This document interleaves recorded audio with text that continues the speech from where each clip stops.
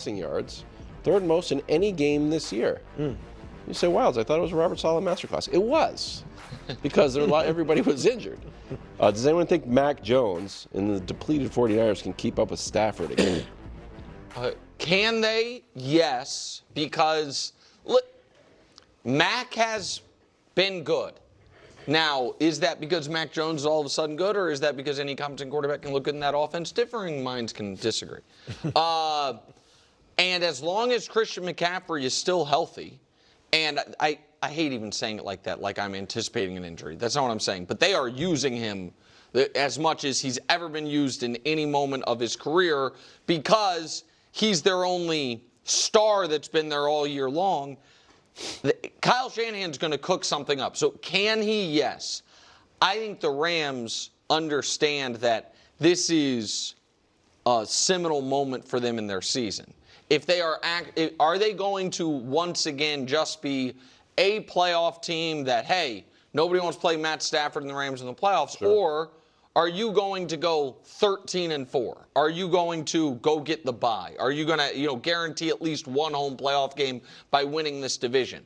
Because with the Niners at 6 wins, Seattle's a legit, really good, and unlike the Niners, healthy team. You lose this game. I know it's in Santa Clara, but you're the favorite. Like, I expect the Rams, and they weren't, they were dialed in last week. They could have overlooked the Saints leading into this matchup. They didn't.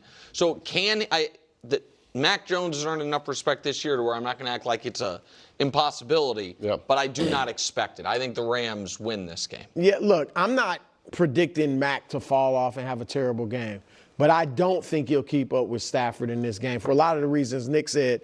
But also, again, the Niners beat them already in L.A.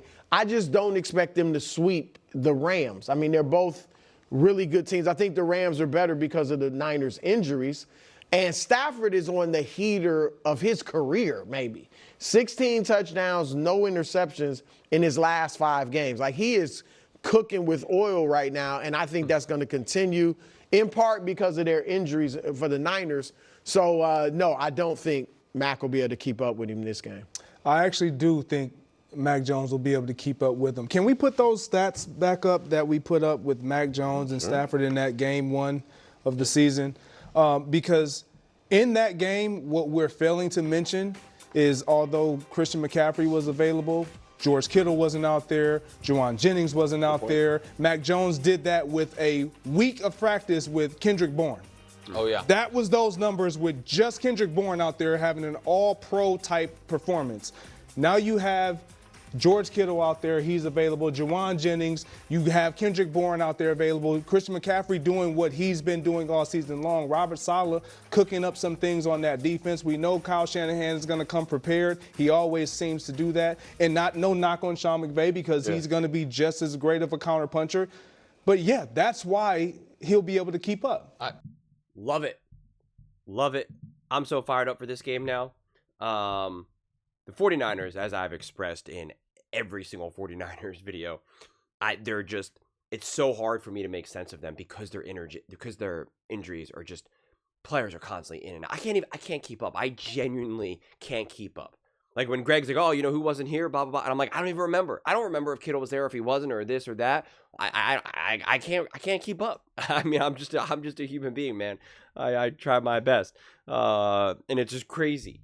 And I'm telling you right now, if Mac Jones plays great and beats the Los Angeles Rams and outduels Matthew Stafford, I mean, he's getting paid. I mean, he's getting paid. He will be absolutely a hot commodity. We need Mac Jones. The Broncos, for instance. Colin's trying to float right now. Oh, but maybe they look for a new quarterback in the draft next year. I mean, Bo Nix is a problem. And it's like, what about Mac Jones? Because I made the example where I said, listen, last year we had a bunch of these quarterbacks, Sam Darnold, Daniel Jones, even Geno Smith was like obviously up for like a trade or so to speak, or even kind of a Stafford type of a thing. You don't really have that necessarily as much right now, but you do got Mac Jones.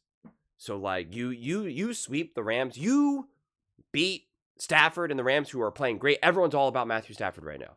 Matthew Stafford's stock is genuinely probably at an all-time high. I mean, like, it's just through the roof.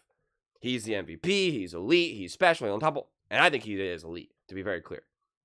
I seemingly always have to remind people of that. But if Mac Jones steps up and just hangs and does the damage that he's been doing, I mean, it's just huge. It's massive. It's just the most massive vote of confidence.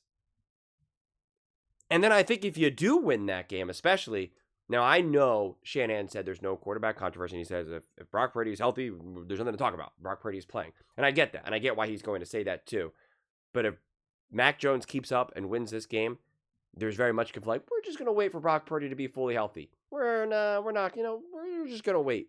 Now, listen, they paid Brock Purdy, so I don't think in the long term there can be this controversy, and I have no desire to even talk about it. I have no desire to be like, oh, Mac Jones is actually better than Brock Purdy. That's not the conversation that I'm here to have at all.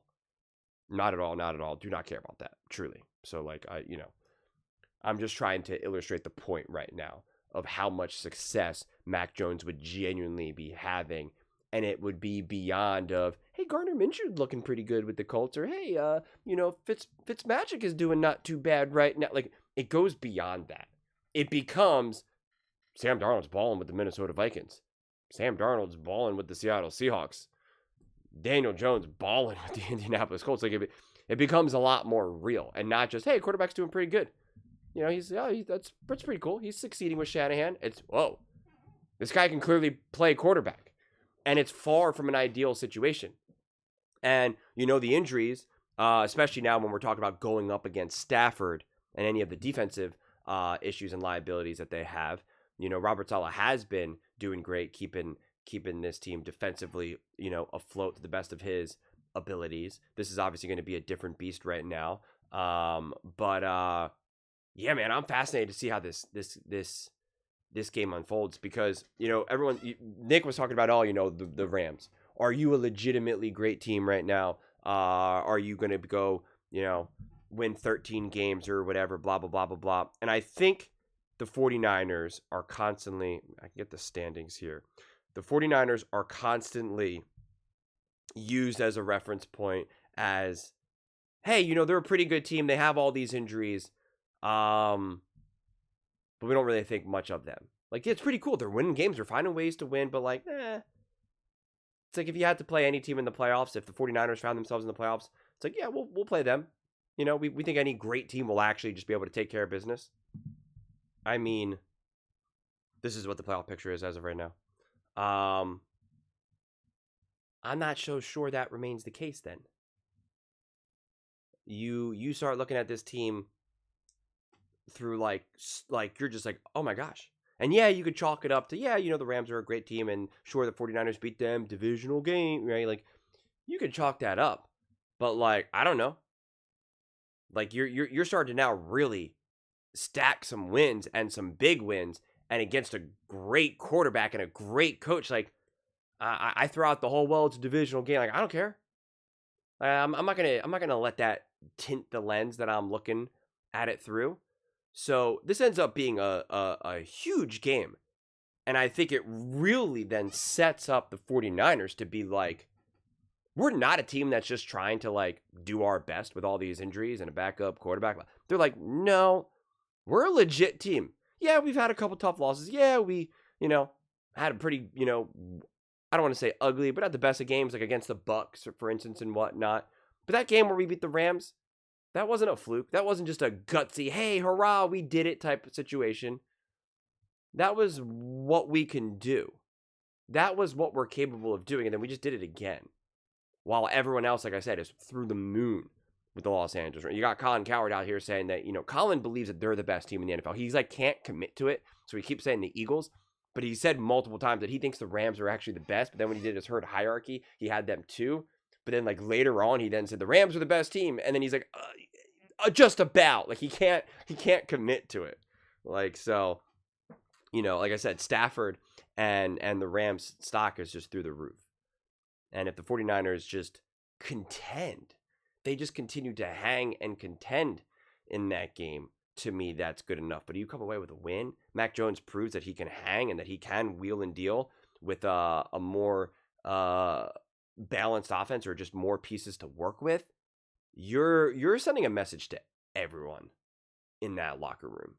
You're sending a message of like, don't call it a comeback. We've been here for years, man. Like we are here. So this game has epic momentum building right now. Like I really believe there is so much at stake for this team, because if you lose this game, you're 6-4. You have to imagine that at least some of the bit just based on who they're all playing, like there's gonna start to be the potential for a little bit more separation. And then you got to look at the Panthers now, the Bears, right? There's other teams now. It's like, okay, they win, now you're out, et cetera, et cetera. You win this game, why can't you win the division? And you also win this game, you sweep the Rams, you're in a position for any of like these tie-breaking type situations, which the way how this is all working right now, it's like kind of chaotic. I can't even make sense of what we'll ultimately be able to see of what the actual standings themselves will look like. So yeah, this is the real deal. I think before I'm watching these 49ers games through the lens of like, oh, this is pretty cool watching them kind of get by and make do and whatnot. And now you come away with another win here. It becomes real. It becomes real to me. So I'm fascinated to see it. Again, I have no predictions for this game, truly, because like I said, I struggle with making sense of the 49ers. I really do. So I'm excited just to sit back and watch this game. So I'll definitely be talking about this game, especially post-game. Hopefully we get a good competitive game, but Mac Jones has impressed me throughout the course of the season. We're talking about Daniel Jones, we're talking about Sam Darnold, and, those quarterbacks have, you could say have had better seasons. Sam Darnold's been playing out of his mind and all of that.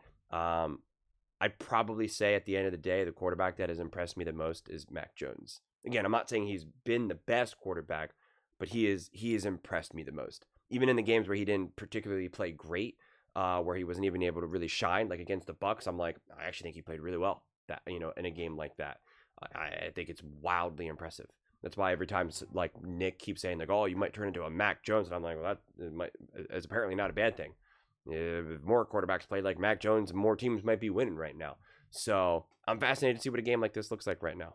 Fascinated. But those are just my thoughts. I'd absolutely love to hear yours. What do you guys all think about Mac Jones taking on Matthew Stafford? Do you think the 49ers can keep up? Do you think Mac can keep up? Let me know your thoughts in the comments below. I read every single comment. So whether you agree with me or disagree with me, either way, let's get in some discussions. Let's get in some fights. But ultimately, let's just have some fun. And please do consider subscribing. We're building an amazing community here, and I absolutely love to see you part of it. I want to build something that we all generally feel connected to.